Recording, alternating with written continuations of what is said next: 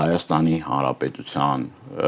Սահմանադրական դատարանի նախագահն էլ ինքը,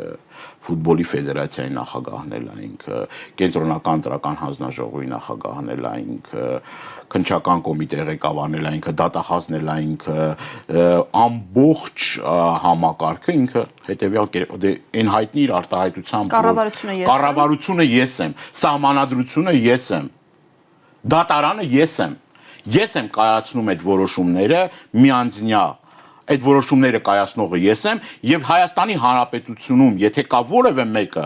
որը որ իմ կարծիքին այլ կարծիք կարող է հայտնել ինքը լավագույն դեպքում դիմագրում աշխատանքից ազատվում է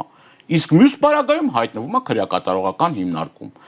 հավասիկ նաեւ հայրաքելական Սուրբ եկեղեցու արշավն էլ այդ շրջանակում ինքը մտածում է որ ինքն էլ կարող է համատեղի այդ եւ վարչապետի պաշտոնը եւ կաթողիկոսի պաշտոնը այս մարդը խելագար է այս մարդու նպատակը մեկն է